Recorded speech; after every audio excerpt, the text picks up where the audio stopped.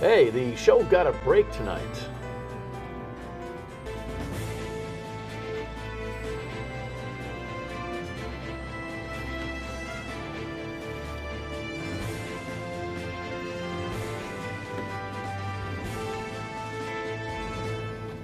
The Dan Yorke State of Mind program is brought to you in part by Lookout Rhode Island and Takeo Comfort Solutions. So a couple things. I gave my buddy Joe Cammarano a break, after the election. He did so much for us pre-election and analysis over the course of the election season. He, of course, a political scientist from Providence College, you'll see in a moment. But I gave him a break. We had other things to do. There were local issues. There were bond issues before the election. There was other work that we had to accomplish. We got to pay attention to what's going on in our own backyards, all that kind of a thing. But I just figured it was time. And with all the nomination issues that go on with the transition here for President-elect Donald Trump, I thought it was time to kind of dig into what really has been a heightened controversy.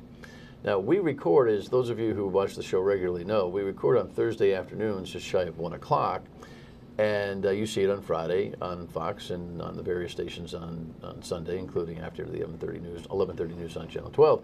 But you've heard us lament from time to time with the fast pace of the news cycle, especially in the politics, especially when it goes to Donald Trump, that what we might be talking about on Thursday is completely obsolete by the time you see it. And oftentimes that happens, and we're like, doggone it, 5 o'clock on a Friday, we're like, I can't believe that happened, or 2 o'clock on Thursday, right after we recorded, something happened. Well, today, driving in, Matt Gaetz pulled his nomination. And we had a whole big story from the network for you to run here on what was going on with the height of that. But there's no sense running it because he just withdrew.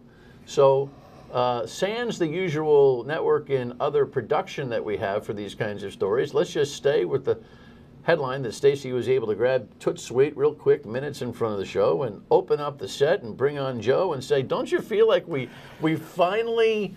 I don't know what else is going to happen. There might be a nominee replacement that will happen between now and Friday night and Sunday. Maybe they take the weekend to think and vet and do all those things that a normal transition would. But don't you feel like you and I got a break here? That it happened before showtime? Yeah, it is kind of nice. I would have predicted that he would have prevailed because I wasn't sure that other Republicans would stand up to Donald Trump. Evidently, they're going to. Or it seems like they were, right? It seems like they were in his latest patrol of the, especially even on Wednesday, in his latest patrol of the senators, while he was saying, hey, we got momentum, there were more and more sourcing that was coming out that they just didn't want to go through this. And then there was the Ethics Committee, 5 Republicans who wouldn't vote. They postponed it December 3rd. I think they were hoping for something like this to happen. I think so. I think senior conservative Republicans like John Cornyn from Texas, very conservative, very reliable Republican vote, made it pretty clear that he wasn't going to give him a pass.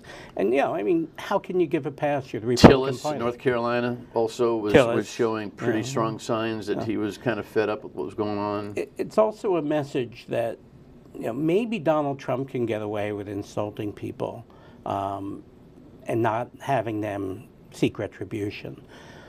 But Donald Trump's appointments, like Matt Gaetz, who also insults people for a living, didn't get away with it because it was payback time. He's been horribly unfair to many of these senators, and now it's like we're not gonna stand up for this guy.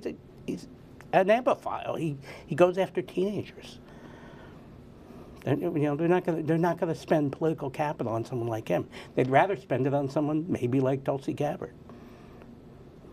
Yeah, the whole first wave of nominations, less Marco Rubio, who, from his stature alone and participation in the Intelligence Committee and all that kind of thing, you may not like how he's been all over the map with and against Donald Trump over the course of time, and how he seems to be, without all of the flamboyance, as transactional as Donald Trump seems. He's definitely of the caliber of a point of bull, right, for the Secretary of State?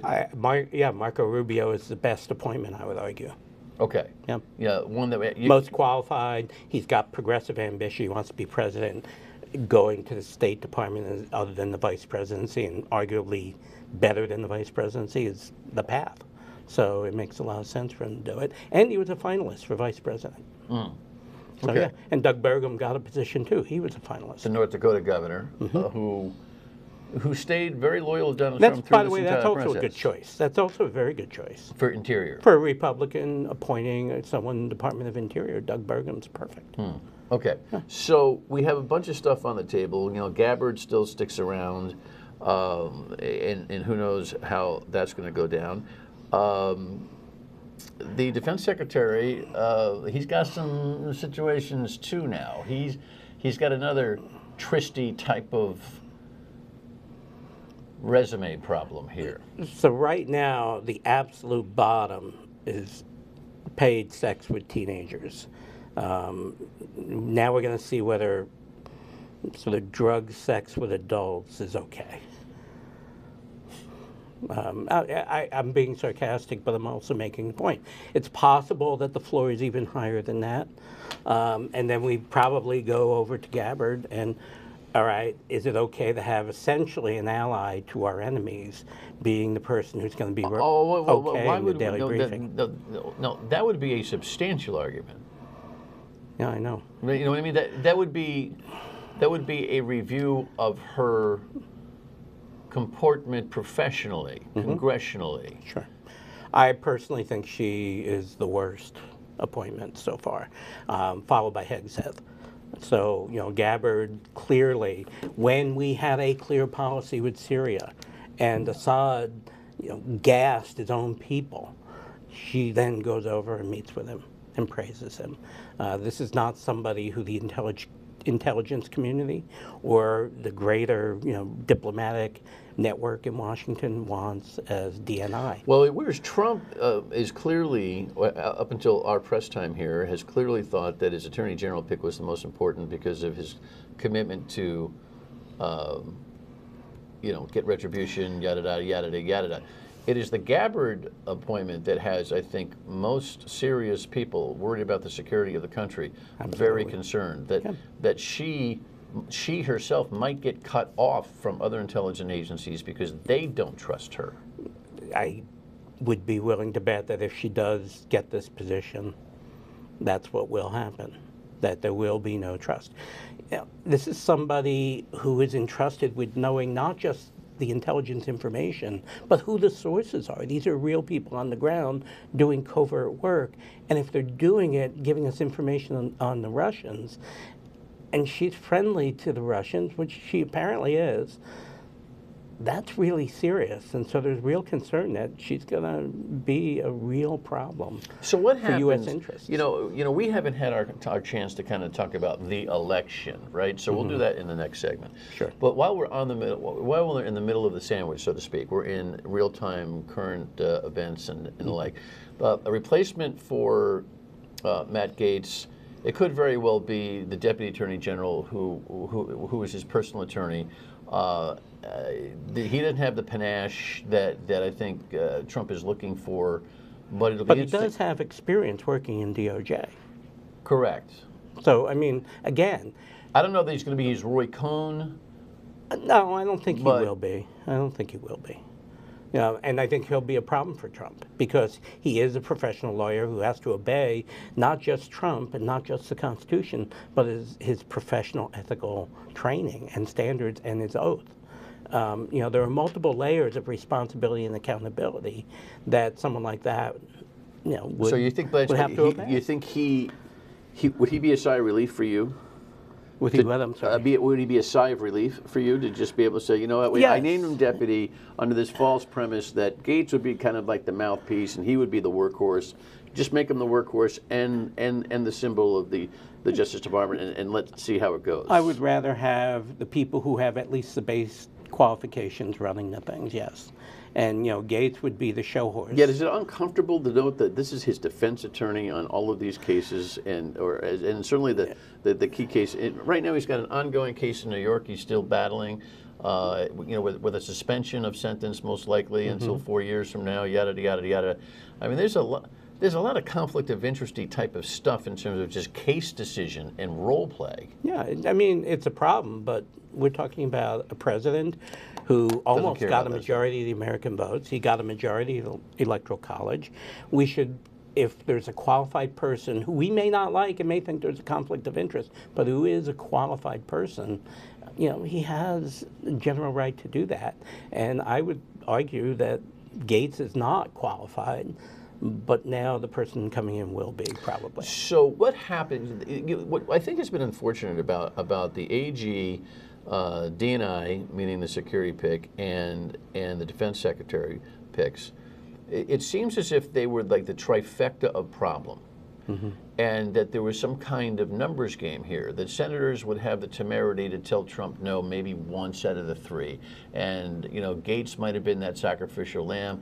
I think Gates was all along, your guess on this is more informed than mine, but I'm guessing that Trump put Gates up as the ultimate test of loyalty. We know he's crazy for that position, but let me see how many of you are going to walk with me and talk with me. And fold the Senate, perhaps. Right? Yeah, I do think that was his trial balloon. Yeah. Okay, so he's out of the picture.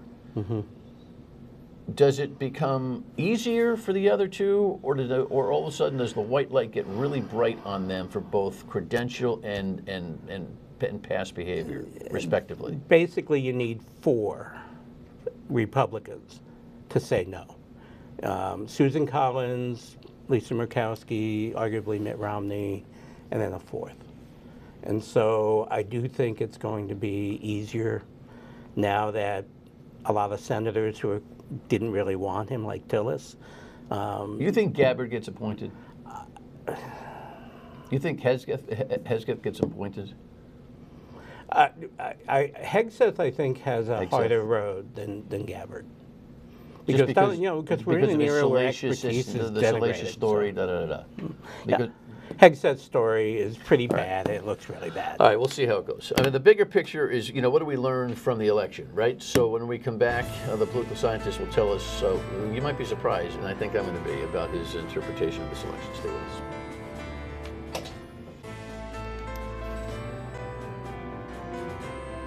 All right, let's go backwards. Even though this headline is more or less, hey, listen, a little bit of the air out of the balloon over this whole mandate thing.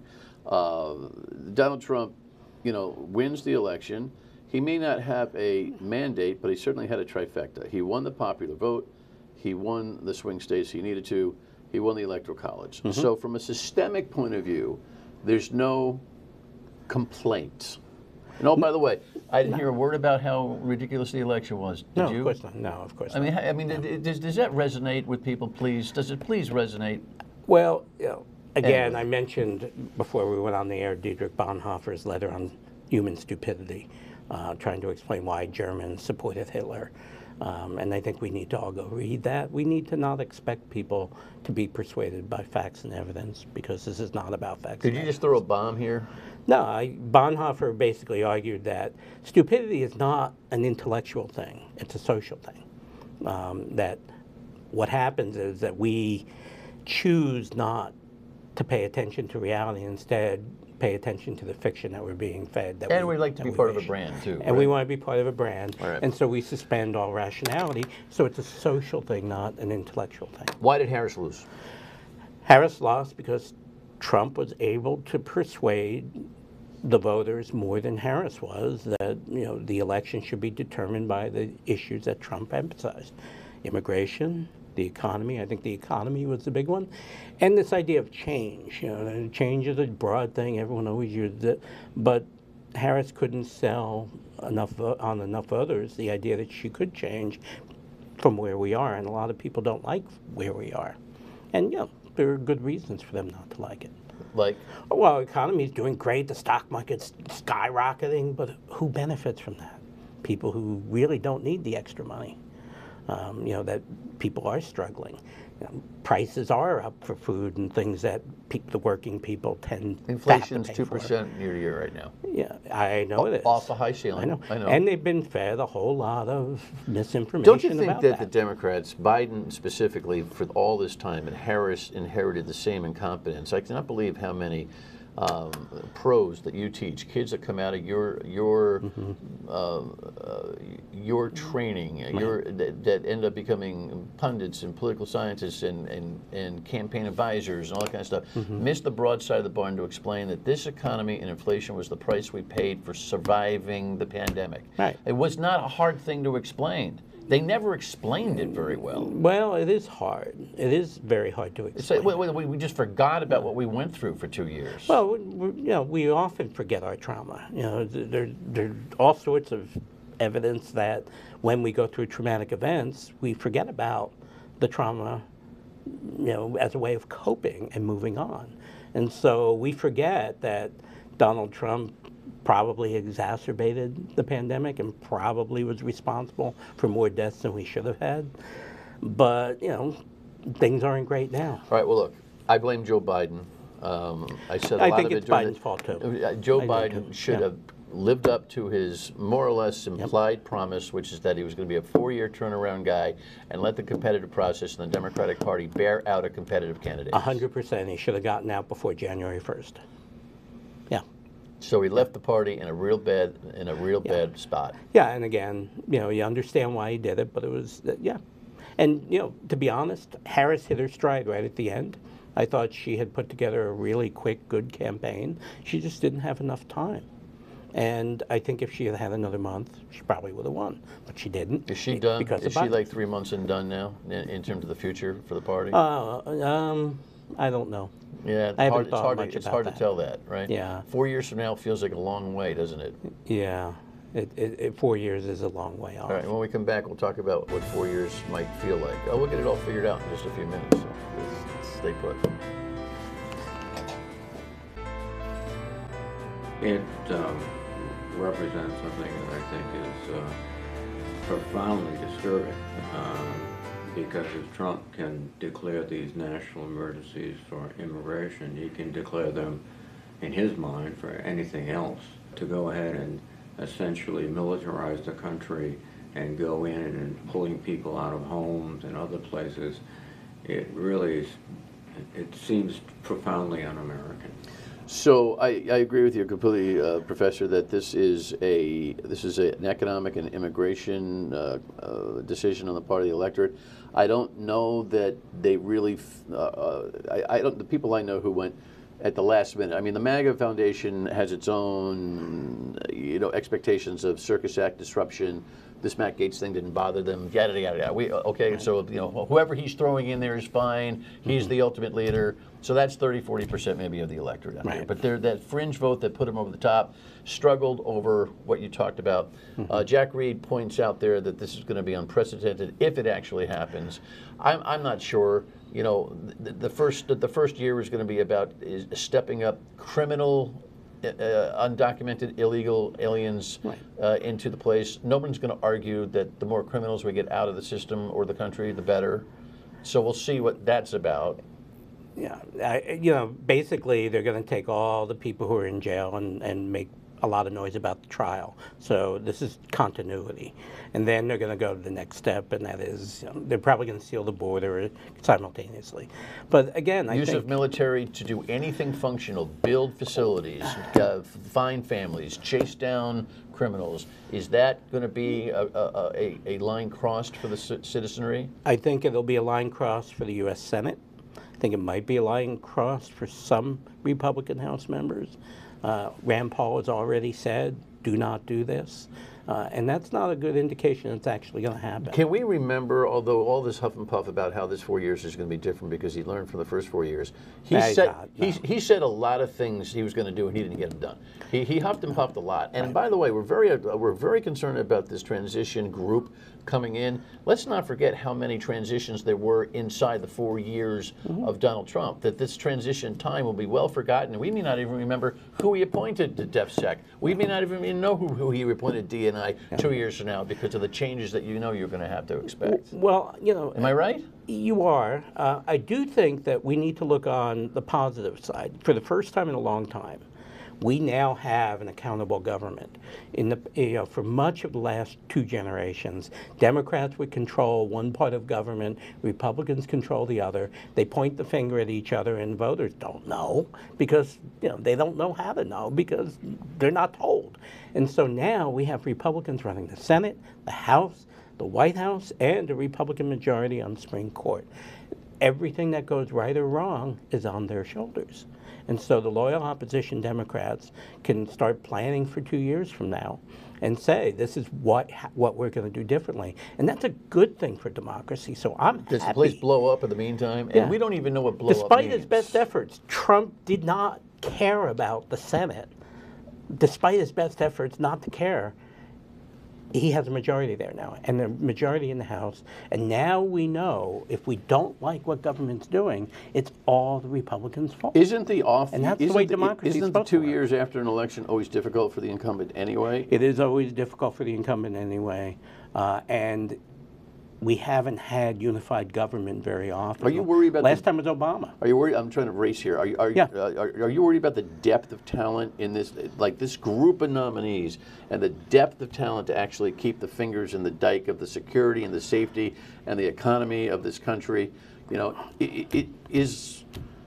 I mean, because the whole big argument was, guess what? He burned through most of his good contacts. I'm not so sure about that. I think they're below the top level. There are layers of people who know what they're doing, and they've been working for 3 years. Project 2025 is essentially the blueprint, if not the exact directions on what they're going to do.